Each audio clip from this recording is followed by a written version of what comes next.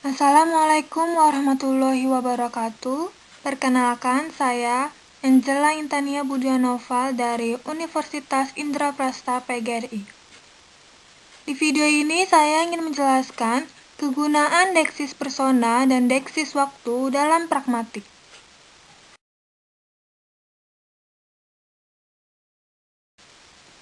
Pertama-tama, apa itu deksis? Deksis berasal dari kata Yunani kuno yang berarti menunjukkan atau menunjuk.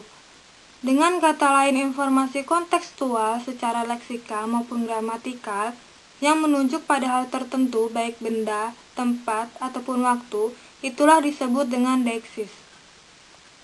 Menurut Nancy J., definisi deksis sebagai rujukan suatu kata yang berpindah dan bergantung pada siapa yang berbicara, di mana pembicara atau pendengar, dan waktu dituturkan kata-kata tersebut. Menurut Wijana, deksis adalah kata-kata yang memiliki referen berubah-ubah atau berpindah-pindah. Sedangkan menurut Bambang Yudi Cahyono, deksis adalah suatu cara mengacu ke hakikat tertentu dengan menggunakan bahasa yang hanya dapat ditafsirkan menurut makna yang diacu oleh penutur dan dipengaruhi situasi pembicara.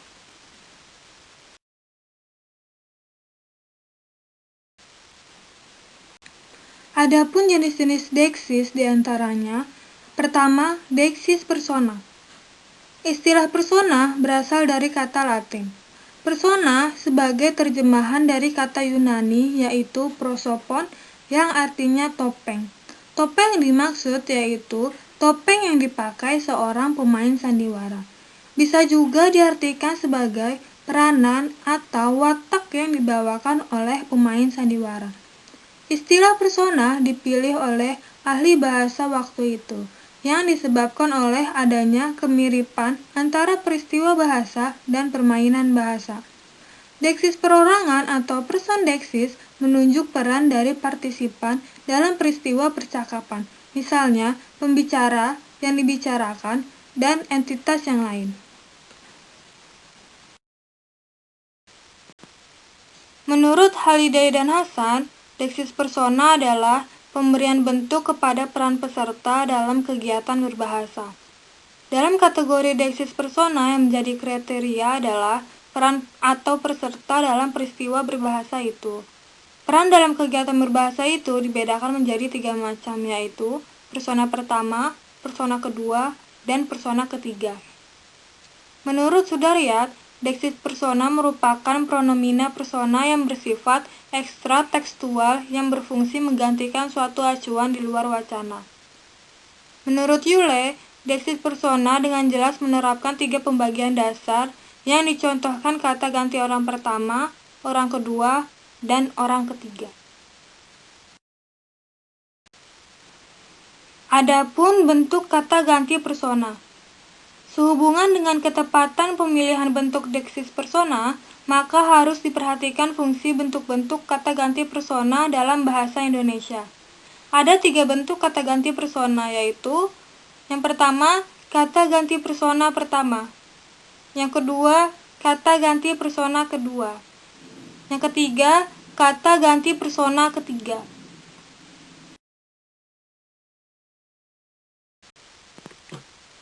Kata ganti persona pertama adalah kategorisasi rujukan pembicara kepada dirinya sendiri.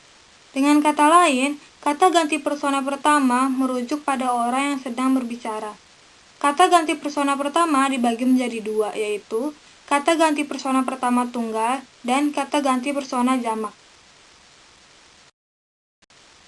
Kata ganti persona pertama tunggal mempunyai 3 bentuk, yaitu aku, saya, dan daku. Bentuk saya adalah bentuk yang formal dan umumnya dipakai dalam tulisan atau ujaran yang resmi. Bentuk aku lebih banyak dipakai dalam situasi yang tidak formal serta lebih menunjuk keakraban antara pembicara dan lawan bicara. Sedangkan daku pada umumnya digunakan dalam karya sastra. Contoh, aku harap tas itu menjadi milikku. Setujukah Tuan dengan pendapat saya bahwa di Amerika tidak ada jam baik seperti di Swiss? Bentuk kata aku pada kalimat pertama bernada akrab, dan digunakan dalam situasi yang tidak formal. Sedangkan bentuk saya pada kalimat 2 digunakan dalam tuturan yang bernada formal. Sedangkan kata ganti persona pertama jamak meliputi kami dan kita. Bentuk kami merupakan bentuk yang bersifat eksklusif. Artinya, bentuk persona tersebut merujuk pada pembicara atau penulis dan orang lain di pihaknya.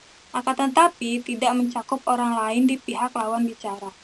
Sebaliknya, dengan bentuk kita, bentuk ini bersifat inklusif. Artinya, bentuk pronomina tersebut merujuk pada pembicara atau penulis, pendengar atau pembaca, dan mungkin pihak lain. Contohnya, alangkah cerdas mereka. Tentu saja kita adalah pemain tenis yang hebat. Kalimat kedua, kalau ibu tahu di mana mereka, lapor kami ya, Bu.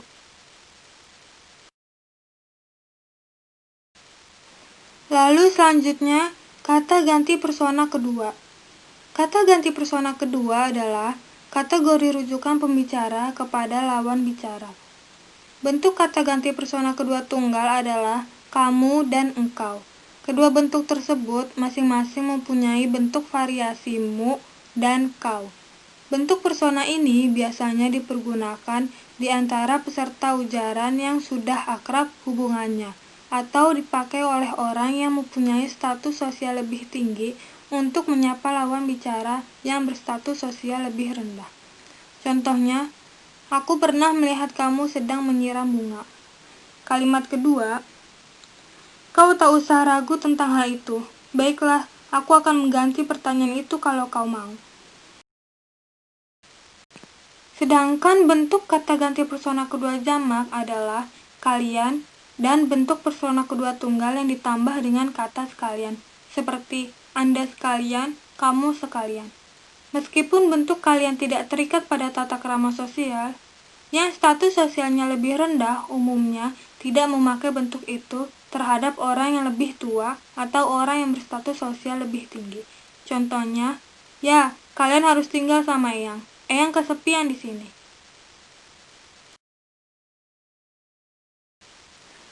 Yang terakhir, kata ganti persona ketiga. Bentuk kata ganti persona ketiga merupakan kategorisasi rujukan pembicara kepada orang yang berada di luar tindak komunikasi. Dengan kata lain, bentuk kata ganti persona ketiga merujuk orang yang tidak berada baik pada pihak pembicara maupun lawan bicara. Kata ganti persona ketiga tunggal terdiri atas ia, dia, nya, dan beliau. Dari keempat kata ganti tersebut, hanya dia, nya, dan beliau yang dapat digunakan untuk menyatakan milik. Contohnya, ia bersembunyi di gang pintu keluar kereta. Kalimat kedua, loh, apa dia belum tahu dia itu anak siapa?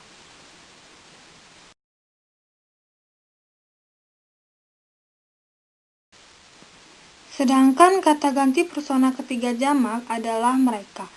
Pada umumnya, bentuk pronomina persona ketiga hanya untuk merujuk insani. Akan tetapi, pada karya sastra, bentuk mereka kadang-kadang dipakai untuk merujuk binatang atau benda yang dianggap bernyawa. Contohnya, sejak 2 hari terakhir itu mereka berdatangan. Kata ganti persona ketiga selain merujuk pada orang ketiga, juga kemungkinannya merujuk pada persona pertama dan persona kedua. Adanya kemungkinan rujukan lain merupakan akibat adanya perbedaan konteks penuturan.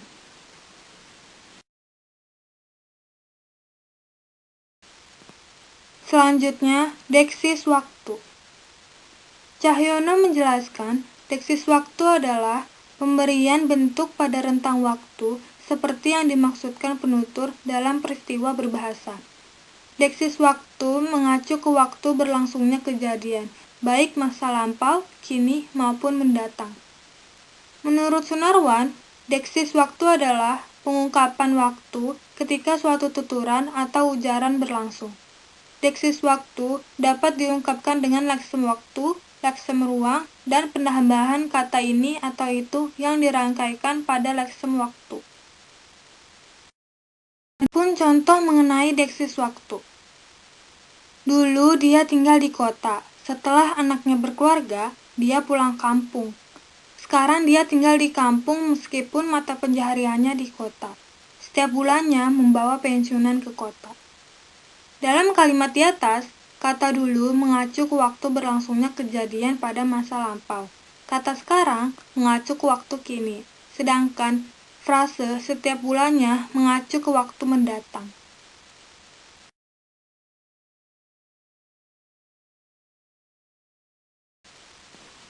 Sekian, hanya itu saja yang dapat saya sampaikan.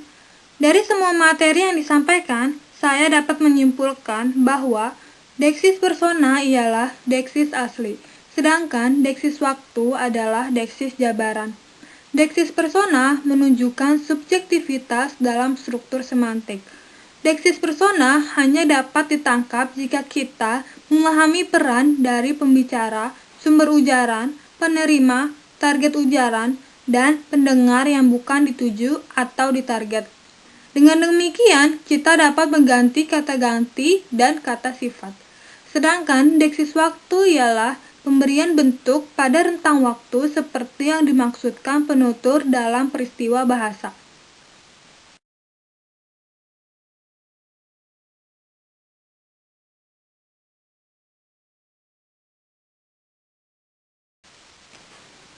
Terima kasih kepada kalian semua yang sudah mendengarkan dan menyimak apa yang saya sampaikan.